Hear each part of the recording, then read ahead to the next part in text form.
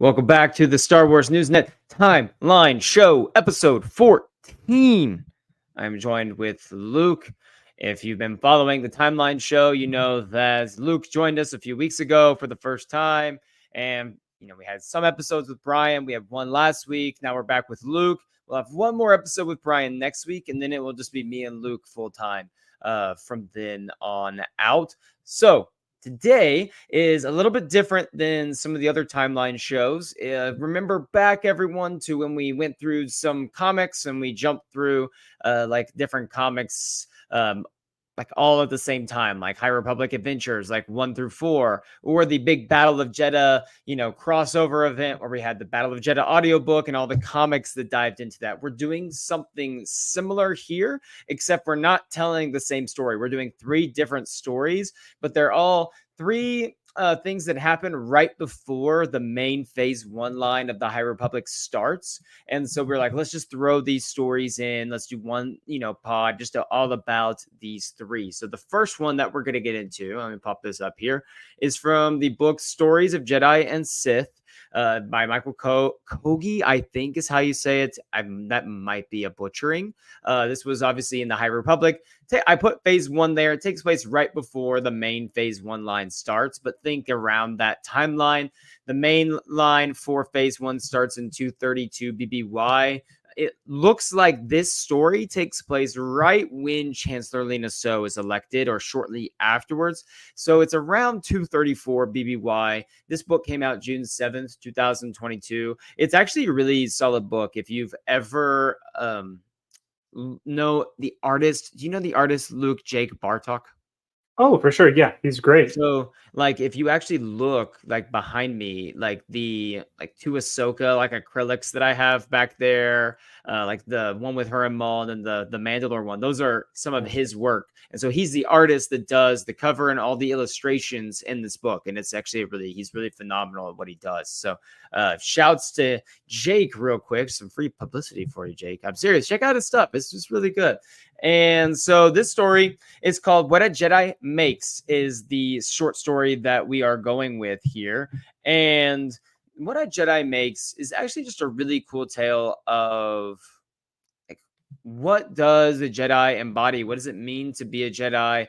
And it's less about like the ability to use the Force and the ability to use a lightsaber, but more about, the mindset, the focus, the bravery, the courage, the selflessness parts of a Jedi. So we're following this young boy, Luke. His name is Lohim Nara, and Lohim is from the lower levels of Coruscant. And so my first question to you would be this. So before I let me give you a little backstory here. So Lohim is from the lower levels of Coruscant. No one cares about the lower levels. It's still like basically what we see in the prequels. And so I want to get your take on that. Like, this is the High Republic. This is supposed to be the peak of Republic existence and Jedi existence. Yet it seems as if the Jedi and the Republic still have not figured out how to reach the people who are, on their own and struggling in the lower levels of the planet that is the capital of the Republic, that is the home of the Jedi Order. What do you think that says about the Republic and Jedi Order? Because I'm not trying to paint this as, society has to reach a perfect state, because there's always going to be pockets of society that are overlooked, and it's our job to do the best that we can. But it's curious that it seems like it's just as bad in the story as it is in the prequel times, or even when we get to the Imperial times. What's your take on that? So my take on this is this Star Wars galaxy, the story that we're loving so much of Star Wars, is an ancient story. I mean, we know that there's look down at the bottom of the screen, we've got a Dawn of the Jedi movie that is 25,000 years in the past. So there's a lot of history that has gone on in this universe, and Coruscant is one of those oldest worlds, really. So with tens of thousands of years of history that have gone on just this planet, really, there's a lot of history on this planet. It doesn't surprise me that something that takes place only 200 years ago from the prequels still has this same deep problem. And I think this kind of relates to some cities we see in our own real world, like something Mhm. like New York City is a place where some of the richest people in the world live. That's also where some of the most, homeless and poor people live as well. So I mean, it embodies kind of something you could see in real life as well. That it's Mhm. just unfortunate that people who have it so well up on the top levels don't always or maybe never engage with people who are lower than them on the Mhm. social strata. So Okay. yeah, And that's a good point. But the interesting thing too is you mentioned 25,000 years. It's like maybe we've had 25,000 years to get this right exactly. and we still can't. Let's hope that in the Star Wars movie that takes place 25,000 years post the Battle of Yavin, that maybe the lower levels of Coruscant aren't a place to be avoided. So though he makes his way to the top levels because he's like, I'm going to get myself out of this situation. I'm going to get myself out of the lower levels and I'm going to be a Jedi. And it's actually really cute's not the right word. It's really endearing, I guess, because he creates these papers where he's these fake M count papers that you can buy like on the local vendors, like try to make these makeshift M count numbers. So he's like, I have an M count. He has like a fake blood test like he's giving to show his high M counts and all of these things.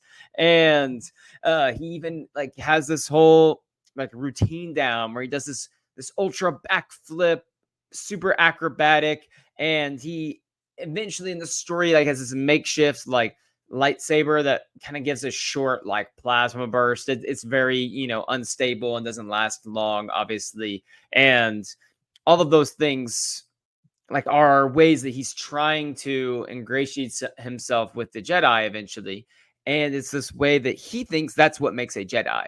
Like, I have to have the high M count. My blood test has to show that. I have to be able to use the Force. And remember, like Obi-Wan, like Haja Astri, when he had like the little stuff on his wrists and hands that he was using to make it look like he could use the Force, and Obi-Wan just saw right through that. That's kind of what Lohim is trying to do, but not in a way where he's trying to take advantage of people like Haja was. Lohim is like really trying to make a better life for himself and fulfill his dreams. So that's kind of your first take into where he's at. Thoughts? Absolutely. I think that the word endearing is perfect for that because um, I would think that as someone who loves the Jedi, that's my favorite part about Star Wars. If I was in Star Wars and I was not Force sensitive, I would be just like this kid. I would want to do all these tricks to appear as though I'm Right. a Jedi. Mhm. I can easily relate to Lohim. So yeah, I totally get it. I'd be Mhm. doing the same thing, man. So he's trying to get into the Jedi Temple, and of course, he's a little bit concerned about is he going to be able to get in or not. And he tries a few different tricks, but there's this girl named Reina who is consistently like shooting him down, like, "Hey, what are you doing back here? You're not allowed in here. You're not a Jedi." And like she doesn't believe him that the blood tests are fake. And she says, even if it's not all about blood tests anyway, you have to have like natural ability. And so she sees through a lot of what he's doing and kind of makes him feel like frustrated and down on himself. Like, who are you to say that you're like more qualified than me? Like, who are you better than me? Ultimately, these two end up having like a really sweet relationship at the end of this short story because we come to find out there's this gang that the Jedi and Republic authorities are on the lookout for, this increased gang activity. And they're actually trying to capture her and bring her back because that's where she came from. And it's Mhm. like they want to use her name and to leverage their position and use her talents and abilities to help the gang out. And Lohim actually saves her and stops like this gang and saves her. And it's like this moment where now she ends up covering for him when these Jedi Temple guards, Republic authorities are coming up, and she's like, "No, he's a Jedi, like he's with me," and really talks him up. And it's kind of the story of like taking what we know and like our worldview shifts when we see like what a person's made of sometimes instead of just like what we believe. But the real heart of the story comes from the brief time when he sees Yoda tending his little flower bed, and Yoda just Mhm. smiles at him, and Yoda knows he's not supposed to be there, like within like temple grounds, but he just smiles at him. And that says so much about like Yoda, like, and his love for like the younglings. So I want to get your opinion on that moment, because obviously Lohim is not supposed to be in the temple. He's not a Jedi youngling or a Padawan learner or anything. But Yoda's first thought when he sees him is not, "Hey, get out of here. You're not welcome here." Yoda's first thought is, "I'm just gonna smile at this kid." I think I love that from Yoda, and I think we need to focus on that maybe a little more. I know that there's a lot of High Republic fans out there who are not big fans of Yoda because he maybe kind of shirks away in this kind of era of Star Wars, or covers stuff up in this era of Star Wars, like we've seen in 382 BBY. So I think it's important to see that Yoda is the Grand Master for a reason. He has a lot of love in his heart, especially for this person who really might even have a better heart than some of the Jedi we'll see later on, or even that exist right now in the timeline. So I think it's really important that he nurtures this, and he reaches out to more people like this that have a really good heart to serve and to protect, because that is what the Jedi are all about. So yeah. And at the end, when his cover kind of gets blown and Yoda's there when that happens, and they have this short, sweet conversation where Lahim's like, "You know what? Like, I don't have a high M count. Like, I don't have these blood tests. Like, this isn't a real lightsaber. It's just a little plasma beam. I can't actually use the Force." And Yoda almost kind of like laughs and chuckles, and they have this conversation, and Yoda basically says, "That's what you think makes a Jedi? Like, really? Like, no, it's love, it's selflessness, it's bravery, it's courage, it's doing the right thing, even when when no one's looking, like all of that." And he goes, "You showed that. Like, you helped save this person.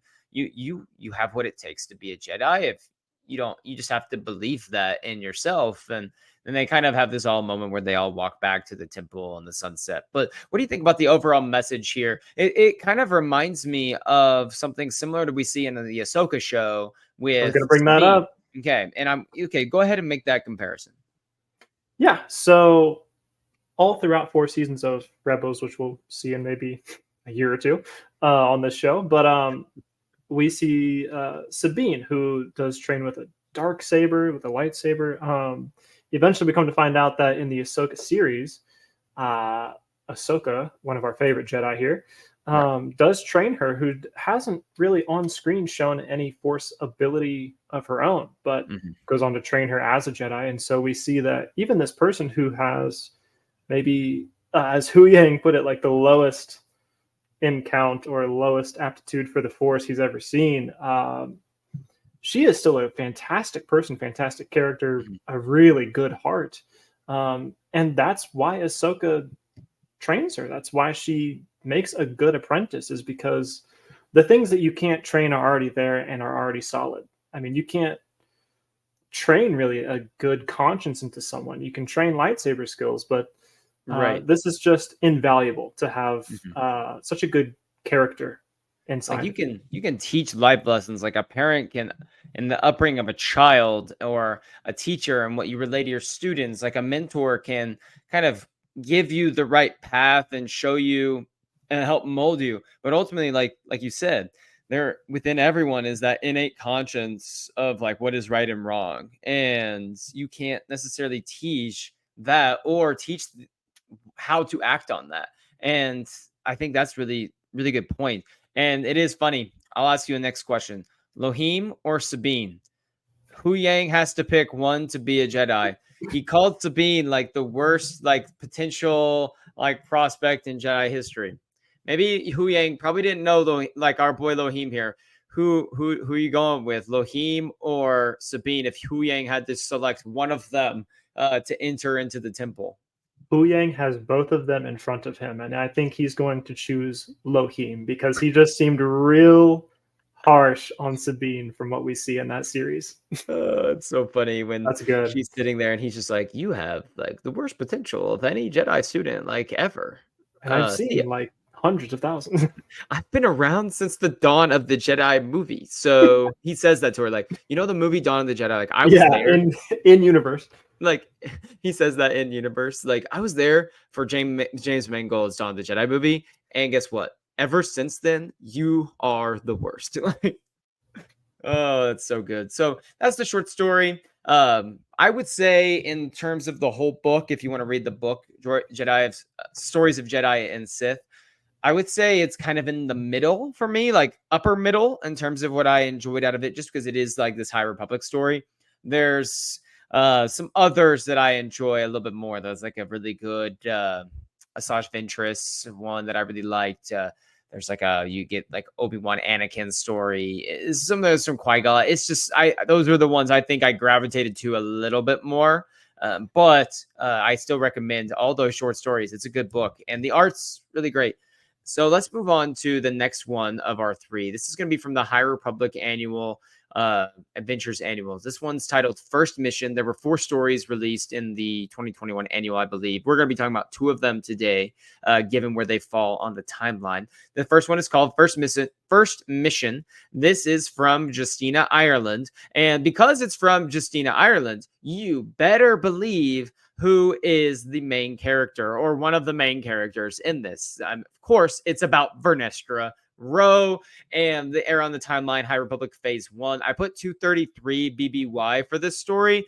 Of course, this one could be 234, 235. Like it's somewhere around there. And we'll get into why here in a moment. This was released December 15th, 2021.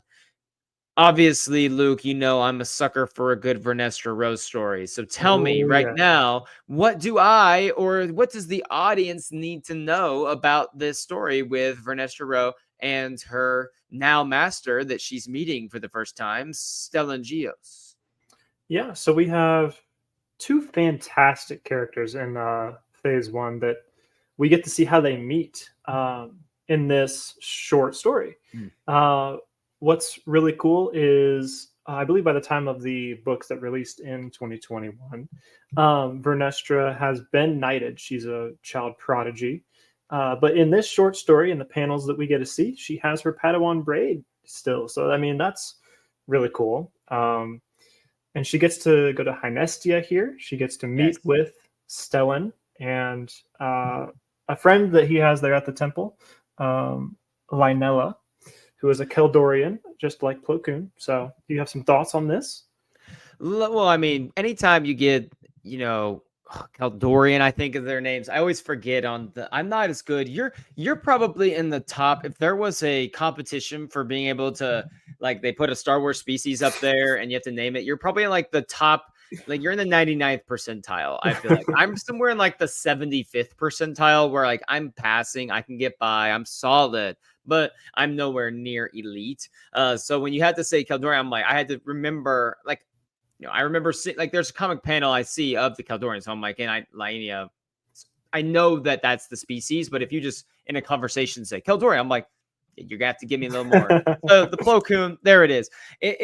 It's always really cool to see the different species in Star Wars that are Jedi because we think of Jedi and sometimes you get the humanoid, Jedi that we have as our main Jedi in the movies. But the beauty about Star Wars is that there's just an infinite number of stories you can tell because of the just billions of, planets and species and time and eras. And so anytime we get Jedi that are a little more unique, like these, alien species Jedi, I think that's really cool. And the fact that, Plo Koon was one of the great Jedi of the prequel era that people fell in love with. So seeing other Jedi like that is cool. I know in the Acolyte, by the time this comes out, maybe we will have seen the Keldorian Jedi in the Acolyte. Right now, as of the time we're recording this, we're only 2 episodes into the Acolyte, so we haven't seen that one outside of in the trailers. So I'm curious to see what that looks like. But I do love that. So they're on Astenia and they got to go on this mission.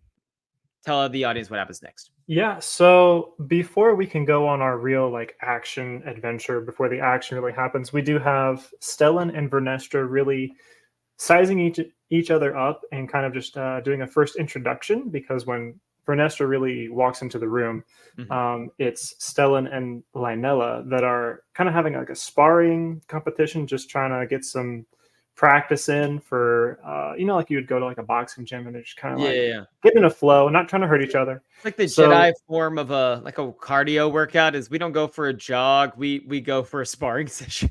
yeah.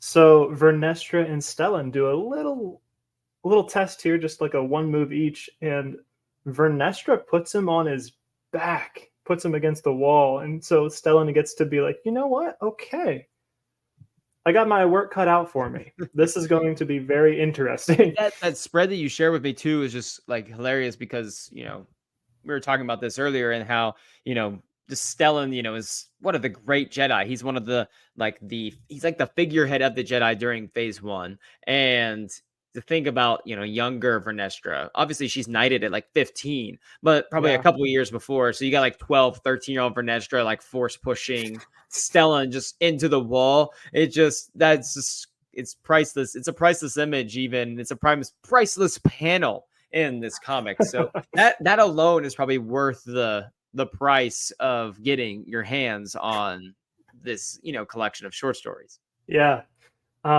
So quickly we find out that they have a banquet to attend here on Hynestia. Always And a we get to banquet. meet, what'd you say? Always a banquet. Always a banquet with these regal people. We get to find out that this local Hynestian people are hosting the huts, and even Jabba himself is here. That he is at this banquet, kind of being entertained. He is Mhm. the guest of honor. Um, quickly, also, the Jedi here, Lynella, Stellan, and Vernestra, find out that the drinks being taken over, currently being walked over to Jabba, have a poison in them that is specifically very deadly to huts. So Stellan himself flips and does all these turns to get to the waiter, knocks them out of his hand, and so Jabba's like, what are we doing here? What is all this about? And Stellan's like, hey, I just saved your life. You could have died by drinking this. And Jabba then goes, well, this completely ruins my plan because I basically planted it there so that way I would have a reason to do this, and like starts blasting because I mean he wanted a reason to shoot this place up just to be a Yeah. gangster. So Stellan kind of foiled this plan. And what are your thoughts on Stellan just being two steps ahead of the game? So one of the things that I love about the Jedi is their ability to kind of see things before they happen, of course, and how that can sometimes like turn on them because, if I showed you or gave you a sense of what's going to happen, in a couple hours, you might do something that prepares you for that.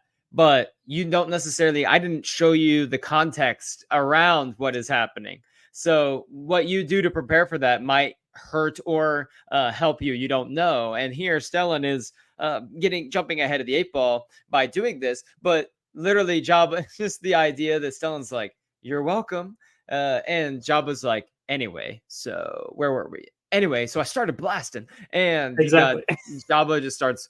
Blowing the place, trying to blow the place up, which it's also really fun to have a Jabba the Hutt story set in like 234 BBY, 233 BBY, and just think about the lifespan of the huts. And so all these huts have been around. And so, okay, so Jabba's a legendary, high upper tier gangster status hundreds of years before we actually meet him for the first time.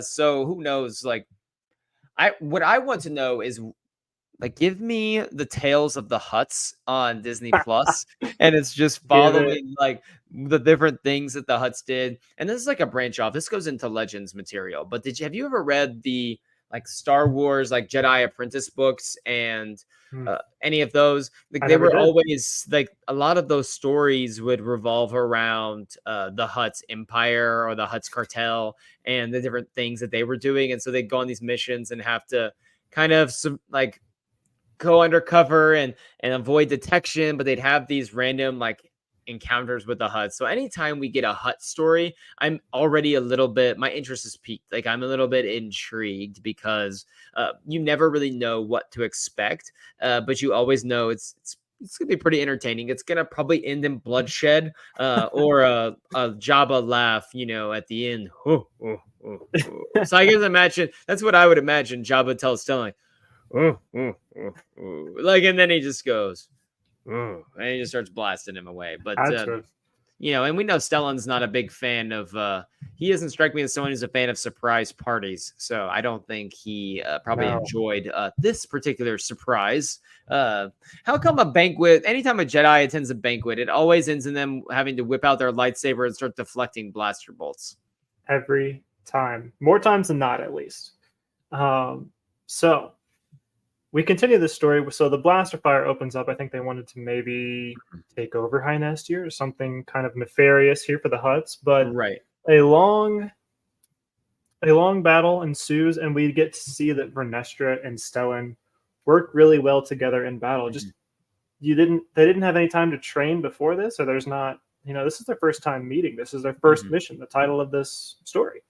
And they're already really just like hand in hand, flipping over each other, assisting each other through the air, deflecting blaster bolts together. Like the pole vault where Stellan's like, she goes, "Can I use your shoulder?" And Yeah. then she hops up and flips off. That was, I think, one of your favorites that you share with me too, was when she did that. And later Yeah. he's like, "I'm gonna have to learn that trick later." So Absolutely. So they foil this plan. They subdue the forces of the Hutts, and they are now no longer welcome on High Nestia as guests. So might be our canon reason why we never see the Hutts on High Nestia again. Yes, that was one of the burning questions in the fandom this week was why are the Hutts like, you know how Wikipedia sometimes releases like their top searches? Yes. That was the number one search, was Hutts not on Hynestia. Like, that was the number one search of the last week, for sure. That was the burning answer to those questions that we've all needed. This was a much needed story because personally, and we're gonna get into phase 1 stuff. So I'm not gonna like.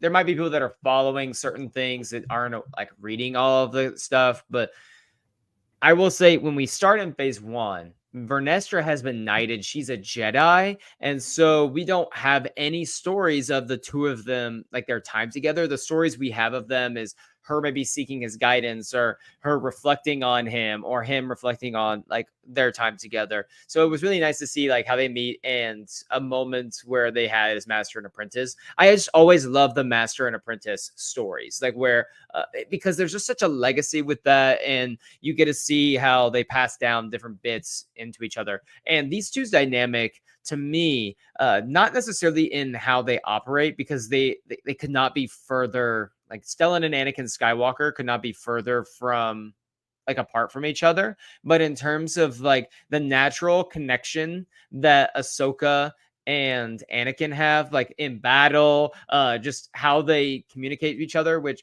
can be hostile, but I think that works for them. Like the natural communication style and way they connected in combat for Vernestra and Stellan, I think is like a really cool like correlation. It's just like the vibes for those two groups are so different though. So I don't want to get confused with that. I was more of just sticking on the logistics of we fight well together, we vibe well together, and all of that. Yeah, for sure. We have the very end of this story, and if I could just do this verbatim, it's Vernestra saying, "I don't like surprises all that much," and Stellan saying, "Oh, Padawan, we are going to work so well together." She says, "You think so?" And he says, "I know so. Now, teach me that fun little vault you did back there." So good. Yeah, it's just such a bright spot for this relationship that they're starting on such a good foot. They like each other already, and we know that it goes pretty well, that he's able to really cultivate all the natural ability that she has and propel her forward even further than she could have herself. So absolutely. And great reason to get this story, this 4 issues is this story, because you get the Stellan Vernestra backstory. You have Jabba the Hutt. You have, Kaldorian Jedi. It's just a really fun pure Star Wars story about how like you can't always solely rely on, you know, just the force necessarily. Like there is a level of like intuition that goes beyond that, and trust in the people around you, and you know there's always going to be surprises. So that was a good one. Let's move on to our third one today, still in the High Republic Adventures Annual 2021 by IDW. This one is called Set for Life. Charles Soule is the author of this one. This takes place much closer to the start of phase one than the previous one. Maybe it was like a year, 2, 3 years before. This is right in the heart of phase one. We're thinking what, like just a few weeks, maybe a month before everything. Like this is really close Yeah. to the start of phase one. 232 BBY. Of course, it was released, you know, December 15th, 2021, because these were all released together.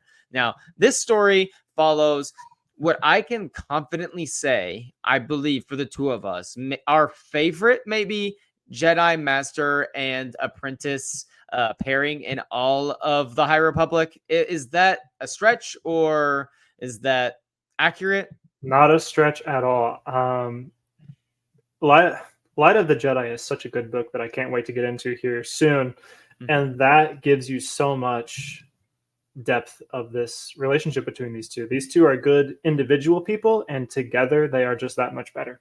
And so of good. course, if you are fans of Phase 1 of the High Republic, you know who we're talking about. Well, maybe you do, I would assume. They're the GOATs. It's Loden Greatstorm and Bell Zettifar. If you aren't familiar with Loden Greatstorm or Bell, I really encourage you to dive into this, like, you know, this comic or this adaptation here, or just dive into their stories in general, because they are, in my opinion, they represent everything the Jedi should be in a master and apprentice Couldn't relationship. agree more. Like Loden is just one of the great characters that was introduced here. Like I want, of all characters in the High Republic, he's probably like top 5 characters I want more stories from. Like Brian and I went back and we did phase 2 obviously first, and like Fontu, Ziri, Gela, like I want like more with them, but like Loden is right there, and I want more Loden Greatstorm stories. He's a green like Twi'lek and has like the orange like lightsaber, like the bright orange like yellow lightsaber. It's just his presence is so authoritative, but so calm and loving. But like he exudes power, presence, and wisdom, but you're not in like an intimidating way that is domineering. It's just that perfect blend of what you want in this guy that's so powerful. And then Bell is I want to be the best Jedi ever. I care about people. I'm going to go the extra mile for those that stand, you know, for the light, and he just will do anything he can to help. But he has like those real raw feelings that we see in a Padawan, that we want to see in a Padawan, and it's that self-doubt, that can I do this, and that pure just absolute adoration for their master as well. And so they just make the perfect pair. We could do, honestly, Luke, I think we could do a whole hour just talking about the greatness of Bell and Loden together. I think we could. But go ahead, give us the lowdown on the lowdown, lowdown. I I'm love sorry, that. that was a stretch, but like just the load in on what happens in this one right here, Set for Life. Yes, we've got Set for Life by Charles Soule. Love Charles Soule. And we are on the planet El Frana. Can I stop you for a second? For sure. Go ahead. I don't want to interrupt, but so I met Charles Soule at MegaCon here in Orlando. Right. And it was really cool. Like he's really familiar with Star Wars Newsnet, and we had a conversation about like, you know, Porter Engle to High Republic stuff. And I asked him, I said something. He had 2 comments. One was he was like, because he was in the room for like the Acolyte, and I won't be surprised if he gets tagged with like a creative like consultants or creative producer type role for the show at some point, or if the show moves on, like he spends more time in there, because I know he was on there a lot. He didn't say much, but there was a point where he goes, yeah, and this was before the Acolyte trailer, you know, came out, and he goes, yeah, so you know, in the Acolyte trailer and he goes, wait, has that come out yet? And he's like, I don't want to, like, because he was just not really in the know of like, has this been released? Because I guess if you've seen the whole thing and you've seen all of it or most of it, you kind of might lose track of it. And I was like, part of me wanted to be like, oh yeah, the Acolyte trailer. Oh yeah, I've sure. watched it a dozen times. Talk to me about it. But then he mostly just he said, it's like, anyway. Oh, I said no, it hasn't come out yet. And he goes, okay, so I'm not gonna say anything. It's just awesome. So there was that, and then there was I asked him because he's writing the final High Republic book. Trials of the Jedi. He wrote Light of the Jedi, and he's going to be the first, book that came out, and then he's going to be writing like the bookend as well. So it's like a really cool, thing that he gets to do. And I asked him just like, how's that going and everything, and he like pointed at his phone, or a tablet or phone that's sitting there. He's like, on that device, like, there is a document that has all the answers that you seek. Is basically what he said. And I was at that moment, the inner like turmoil, I was like, I just want to grab it and run. Like, I just want to grab that device and run. Of course, of course, I did that and got arrested and banned from MegaCon forever. And I have a restraining order. Charles Saw has a restraining order on me now. No, of course I didn't grab it. But anyway, this is a fun like little. When was that for you? Was that back in January? February. It was like the very beginning of February. Was when MegaCon was. So that was really fun. Talking to him for a little while. I think somewhere. I have it somewhere. I don't remember where I put it, but he like signed my copies of like Light of the Jedi and some of my Vader comics and all of that. So it was really fun. Anyway, just a fun little Charles Soule story for us as we get started. But set for life, Loden and Bell, go for it. Yeah, we are on Elfrana. We are in the Jedi outpost on this planet. It's a mining world. It's very dusty, sooty, and so we have Porter Engle serving up some stew like he likes to do in this old age of his.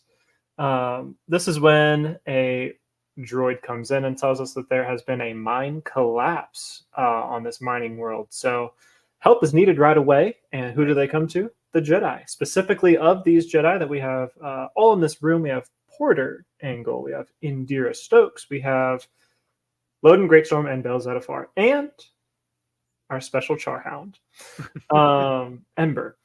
So Loden and Bell take the call. They go out in this wild-looking six-wheeled contraption, tank-looking thing to go out here, and they meet with the I think the species is Urkit. It's the same kind of species that Sabata Krill is, and so he is saying, "Hey, this mine collapsed. Almost all of us got out, but one of our friends is still in there and trapped, and so we can't do this without your help going into the mine." So what are your thoughts on Bell and Loden being the first to respond and without hesitation going in to save this person?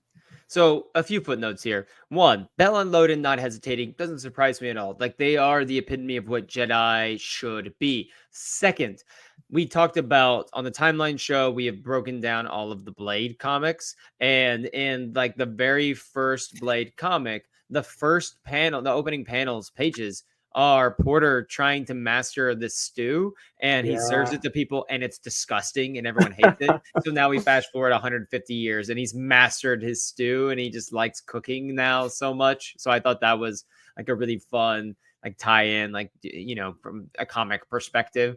Talk about the big four of Jedi. These are, in terms of star power that you have in this group of four. Porter Engle is the Blade of Bardata. He's maybe outside of Yoda and Yaddle at this time, maybe the most revered and certainly storied Jedi of the era. You have Indira, who is a master in her own right. Obviously, there is a lot that she is, going to be a part of in phase one that we're going to get to.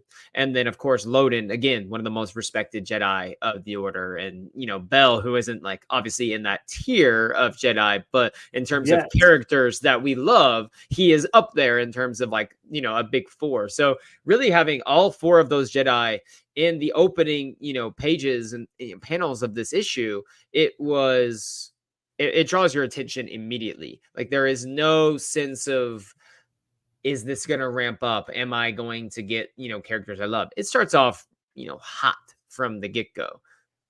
Absolutely. And with this being such a dangerous situation that, I mean, the ceiling could collapse at any time, you could die easily in this situation. Bell has some trepidation. He's just a Padawan. Right. And so Loden has some good lines here. Bell is even asking, like, a droid reported this to us that there's someone trapped in there. Why can't we just send a droid and get him out?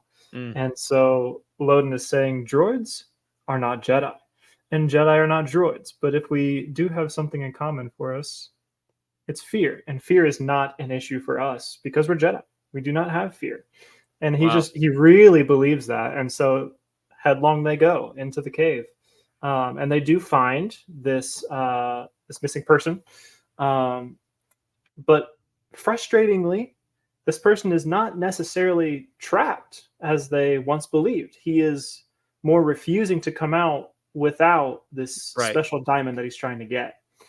So there's a He's lot of staying talk. there in a selfish act to make himself rich, basically, at the Yeah. risk of his own life. Yeah. And at the risk of, his team that needs him Right. for all these jobs. So, I mean, it's very selfish putting himself before anyone or anything else. So, Bell and Loden get to talk about that dynamic of why would someone do this? This is not a Jedi way. People don't Mhm. do this. Um, they eventually, amongst this discussion, the cave does start to collapse.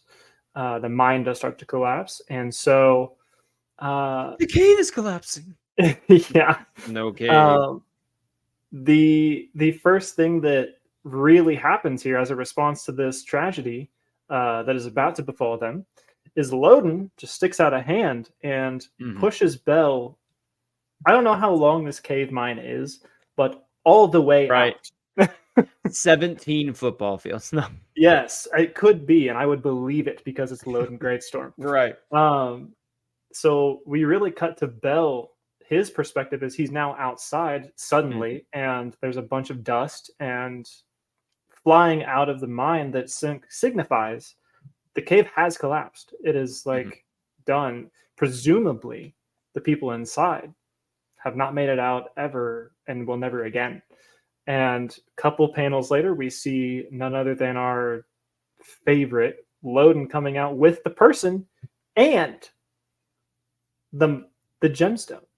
He has They got the rescued the gist. person and the gemstone. Mhm. Um, so I think it's just incredible how the conversation that happens then after this is Bell questioning, why did you do that? Why did you even save this person who really didn't want to be saved, or maybe almost didn't deserve Mhm. to be?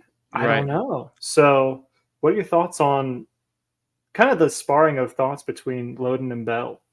So a few things on that. First of all, let's go back to the beginning when the droid he made the comment about droids and even droids do their programming and personalities they experience fear and might not do what needs to be done while we are Jedi, we have no fear. And I think that's such a poignant line of who the Jedi are and what they're supposed to be, but also quite foreboding given the threat of the nameless that's going to enter into phase one. Uh, Obviously, here in the timeline show, we've been covering, phase two. And so we know about the nameless and how they prey on fear and they yeah. amplify fear in a Jedi beyond comprehension. And so I think that was an interesting line that is very like just kind of foreshadowing, but a little foreboding of what is to come for Loden specifically, Bell specifically in their future. I think that's whether intentional or not is a well placed line.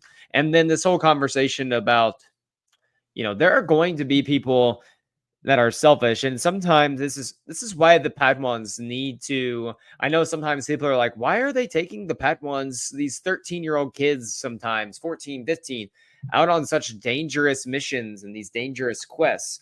And we have to remind ourselves that one, these are not Star Wars, but also these are not normal like kids. They are not normal individuals by any stretch of the imagination. And also they were brought to the temple as younglings and they were raised there at whatever temple they're at, usually the main temple in Coruscant.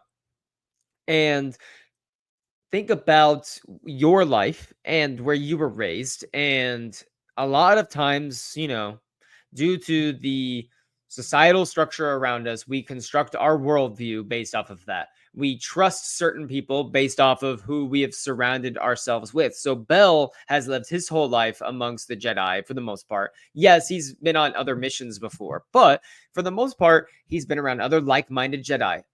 The people that he has surrounded himself with are selfless individuals, people willing to sacrifice anything for the greater good, willing to do anything for other individuals and help people. So to now be thrust into this life or death situation with someone who is putting their life on the line and compromising the lives of others on their team and the, livelihood of their team's future, all for the sake of this one precious gemstone that will make them rich, is something that Bell's obviously not familiar with. And it's another point, a touch point in his story of, growth and learning about what the world is really like outside of the Jedi Order.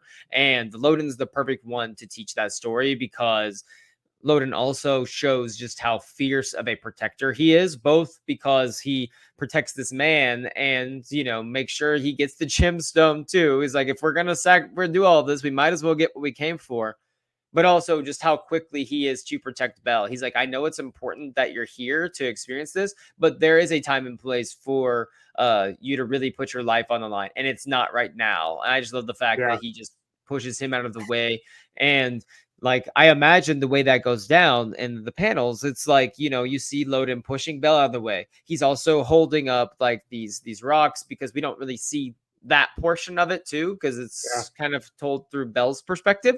And I imagine like he's doing both things at the same time. He's holding both up, he's helping this person, and it really speaks to Loden's character and the wisdom that he imparts to Bell, but also that important lesson that Bell does need to learn. Yeah. So speaking of some wisdom that he imparts to Bell, they're just kind of sorting out like this situation that's just happened and why someone would even prioritize their life this way. And Loden has some good lines here. He says, Jedi protect life and light. We do not protect people from making stupid decisions. That might be beyond even the power of the Force. So I just thought that's so good. Yeah, That's like honestly just so good. Yeah, like the you Force can only do so much. the Force is so powerful, but like there's a bunch of freaking morons in the galaxy belt. Like, you're gonna have to like be able to understand that the ability to speak does not make you intelligent, as Qui-Gon says a few hundred years later. Oh boy, that's good. So we're kind of left with, I'll read just a couple lines here. Loden saying, if you had known that would happen, that Freno, the person in the mine, would endanger both of us by his selfishness, would you still have gone in? And Bell says, honestly, Master, maybe I'm not sure. Loden ends with, that's all right, Bell. Someday you will be. And so I think that's beautiful how he's just like, you know what? You're going to figure this out on your own. You're going to become your own Jedi. You don't need to be me. So I think it's a really cool close to that little story that we got. I love all of the Loden and Bell stuff. It's a great time every time we get to dive into those two characters. So that's it for this episode of the Timeline Show.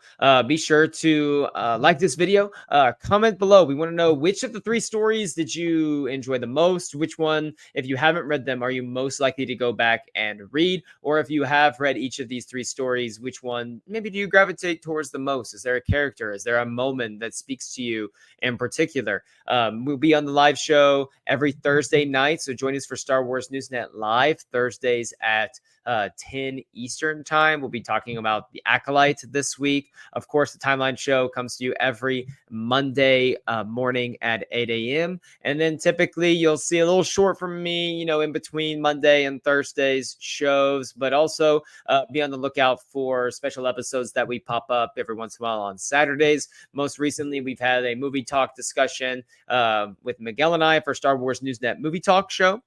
We talked about Mandalorian and Grogu movie a couple weeks ago. We have Luke and I's discussion on George Lucas's Cannes Film Festival comments, where we talk about what George said about the future of film and cinema and the state of Disney Star Wars, how he feels about it. That was a really fun episode as well. I can say that, goodness, so we're recording this on June 8th, right? So I believe this will air June 24th, which means that there's a chance that my interview with Tessa Gratton on Temptation of the Force will have dropped by then. So That if it is going to has, be so please, good. please go watch that. I cannot wait to talk to her about what is one of my favorite books of all time. If for whatever reason it hasn't dropped yet, because life and stuff happens, and I'm literally going on vacation the day, like hours after that interview, like literally like hours after, like I'm having the interview and I'm like literally packing my stuff and leaving. So there's a chance I might not be able to upload it until like maybe after this airs. So be on the lookout for that as well.